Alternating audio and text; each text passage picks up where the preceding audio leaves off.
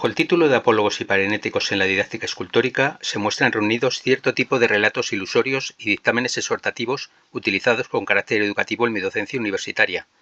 Este original método pedagógico consiste en entablar una relación dialogada con los estudiantes, valiéndose de un variado conjunto de ficciones y máximas de elaboración propia. Su propósito es alentar, estimular e impulsar eficazmente al alumnado en la enseñanza de la escultura. El contenido es de índole miscelánea. Sin catalogación precisa ni exclusiva, los apólogos y parenéticos tienen algo de sentencia, aforismo, observación crítica o esquema artístico. Sus argumentos abarcan una amplia y variada selección de pronunciamientos con aplicación formativa. Todos muestran lacónicamente la esencia de un pensamiento artístico. Algunos son un microrrelato, otros, en cambio, son más extensos. Sus tramas versan sobre distintas cuestiones, si bien todas consignan el tipo de actitud que el discente ha de adoptar al enfrentarse a la forma escultórica. Como profesor destino dichas enunciaciones al estudiantado de la Facultad de Bellas Artes en la Universidad Complutense de Madrid y dentro de los estudios de grado en diseño al de la Escuela Superior de Diseño de Madrid. Con ello se favorece una necesaria actualización, fortalecimiento y desarrollo continuo en el ámbito académico. A modo de decálogo docente recopilo progresivamente los textos a lo largo de mi extensa trayectoria como preceptor. La mayoría de los pensamientos expresados son de factura propia, no obstante también reelaboro a partir de lecturas, experiencias y recuerdos diversas ideas procedentes de otros autores, artistas, literatos, filósofos y científicos, cuya procedencia indico siempre al estudiante. Las narraciones y dictámenes acuñan pensamientos conducentes a la reflexión del educando y surgen siempre de manera espontánea, motivados por la observación directa de la labor escolar, sin mediar una planificación previa. Desde una mirada de aprendizaje activo, la propuesta examina un matiz de la motivación estética en torno a la creatividad artística, entendida no tanto como una forma de resolver problemas, sino como una manera de problematizar soluciones, centrando su atención en la didáctica de los dos géneros orales citados en relación con la escultura. El objetivo principal de este trabajo es analizar los apólogos y los parenéticos como prácticas discursivas específicas dentro de la pedagogía de lo tridimensional. La aplicación de estas estrategias de comunicación y diálogo con estudiantes de escultura en el ámbito universitario implica un proceso de reflexión guiada en el que el profesor orienta el conocimiento sensible del discente. Para ello se parte de la intuición del alumno entendida como noesis, a partir de la cual, mediante un proceso autónomo, alcanza el razonamiento característico de la virtud dianoética. Teniendo en cuenta estas consideraciones, es oportuno preguntar: ¿qué son los apólogos y los parenéticos? Se fija seguidamente el significado normativo de ambos conceptos. El apólogo es una narración corta de carácter didáctico, frecuente en la literatura antigua y medieval, destinada a enseñar valores morales o éticos por medio de situaciones plausibles y personajes predominantemente humanos. Por lo que se refiere a la parénesis, es un discurso exhortativo orientado a guiar la conducta. Si bien requiere también de una estructura narrativa, la locución se caracteriza por un estilo más directo, mediante el cual se orienta al oyente hacia la adopción de criterios y prácticas consideradas idóneas a través de preceptos, advertencias y observaciones. Con el tiempo, los discursos apológicos y parenéticos han perdurado en distintos ámbitos: literatura, poesía, filosofía, religión o política, adaptándose sin perder el propósito de influir en la conducta. El apólogo lo hace mediante la narración y la parénesis mediante el consejo directo.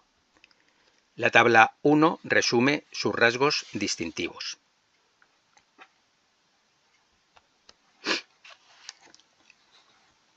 En la esfera universitaria, la metodología didáctica debe adecuarse para fomentar la denominada motivación intrínseca del alumnado, es decir, el interés por las propias tareas de aprendizaje que se le proponen. Este tipo de incentivo resulta el más valioso para aprender y aprehender el conocimiento. Así, el uso de recursos innovadores e inusitados como los apólogos y parenéticos en la enseñanza escultórica permite integrar cada unidad en una visión global, atendiendo tanto a lo estético como a lo simbólico y normativo. Fruto de esta situación se lleva a cabo un sistema subjetivo o inductivo que pone el énfasis en la perspectiva de los participantes, profesor escolar, relator oyente, y en la generación de teoría a partir de los datos empíricos. Los apólogos y parenéticos posibilitan dar significación a los heterogéneos factores del mundo del arte, constituyendo un todo coherente. Seguidamente se establece la relevancia de los dos arquetipos expositivos en la pedagogía escultórica. Desde el punto de vista de la didáctica de la escultura, el apólogo puede definirse como un relato breve, ficticio o alegórico, concebido para transmitir una enseñanza de actuación o conducta escultórica de carácter general. En este caso, no obstante, se orienta hacia una finalidad predominantemente académica. Es lo que podría denominarse una suerte de entelequia narrativa, es decir, una estructura o elemento ficticio que parece tener entidad propia, pero que en realidad es una construcción interna del relato. Suele presentar una situación inicial, un conflicto y una moraleja o máxima final. A menudo emplea personas reales o situaciones verosímiles, si bien ello no es imprescindible, pero dentro de un marco expositivo, y enseña indirectamente a través de una historia. En cambio, la parénesis, como mediación pedagógica en el aprendizaje de la escultura, designa un tipo de consigna orientada a la exhortación, la sugerencia, la amonestación o la recomendación de dinámicas, acciones y conductas de la práctica formativa y la enseñanza de la tridimensionalidad. Se configura, pues, como un recurso retórico integrado en la pedagogía volumétrica que, en lugar de incitar directamente a la acción, suscita de forma vívida las conductas y motivaciones de los estudiantes, atendiendo a los efectos perlocutivos concretos que produce en ellos dentro de contextos determinados, particularmente en su modo escultórico de actuar. Con todo, tanto las narraciones apológicas como los dictámenes parenéticos pertenecen a un mismo género, poseedor de caracteres parejos. En unas y otros hay una línea constructiva que permite hablar de 1. Elementos que intervienen en el relato. 2. Exposiciones que tienen un semblante especial, anecdóticas, preparatorias, de recapitulación.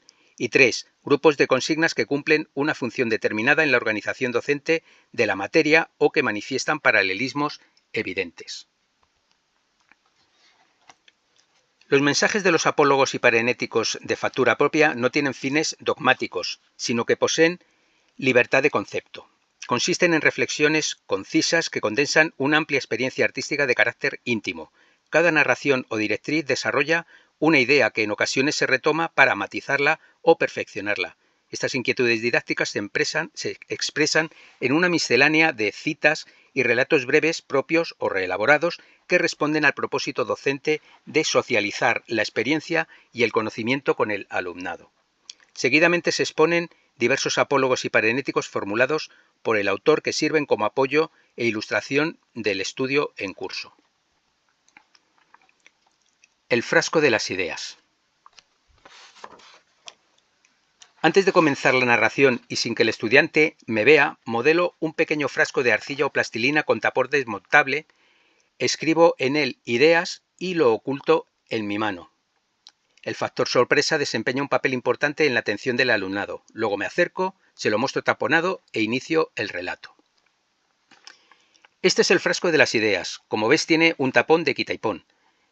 Ten en cuenta, y esto es muy importante, que siempre ha de estar destapado, pues está repleto de ideas, incontables ideas, tus ideas, y tienen que poder aflorar.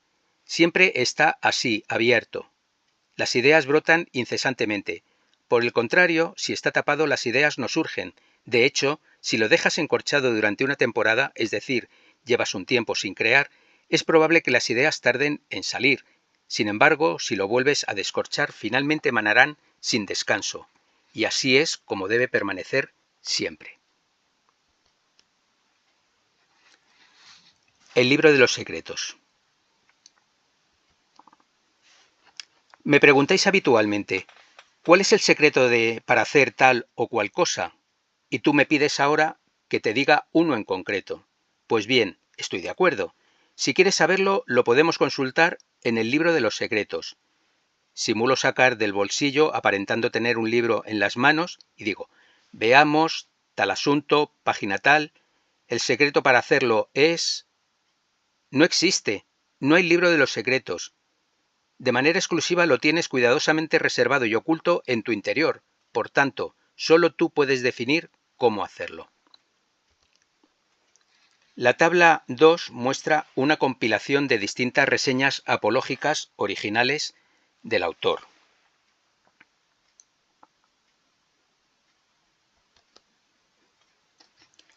Ejemplos de exhortaciones parenéticas. Respecto a las mismas se exponen algunas, tales como: amemos la escultura, es la realización de un pensamiento. Liberemos nuestra fantasía, es el motor esencial de la creación. Inventemos siempre esculturas en las que intervengan mano, mente e imaginación. Ley de la escultura, nunca dejemos de mejorar o empeoraremos.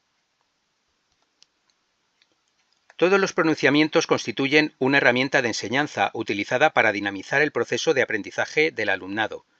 Los relatos apológicos siempre se transmiten de manera oral. Por su parte, las exhortaciones parenéticas se consignan indistintamente en soportes diversos, folios o fragmentos de cuartilla de uso personal, en las pizarras del aula, así como sobre materiales modelables, como la arcilla húmeda o la plastilina, lo cual les sorprende y sonríen, pidiéndoles, de hecho, que no borren los mensajes para recordarlos.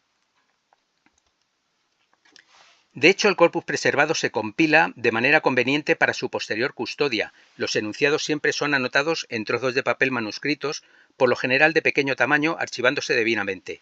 A priori no se ordenan por temas, no obstante, con fines ilustrativos se propone la siguiente clasificación atendiendo a los contenidos tratados en los mismos. 1. Facultades del poder creativo. 2. Principios de la génesis de la creación. 3. Organización volumétrica y espacial. 4. Armonía de las formas. 5. El acto creador. Y 6. El acto como forma de conocimiento.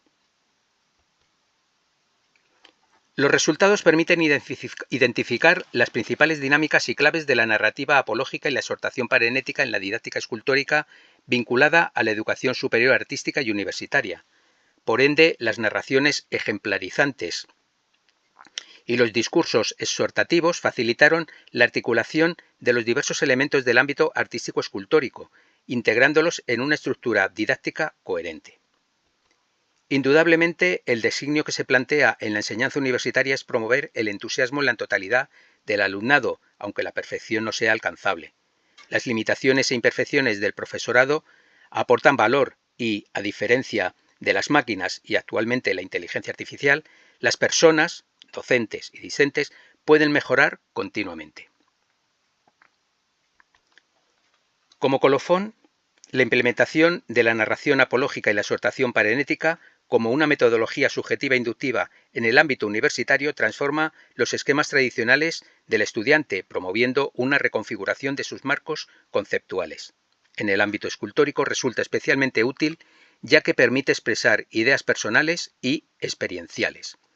Y así la construcción de imaginarios alternativos alejados de los cánones dominantes abre la puerta a la transformación y renovación de los imaginarios tradicionales. Muchas gracias.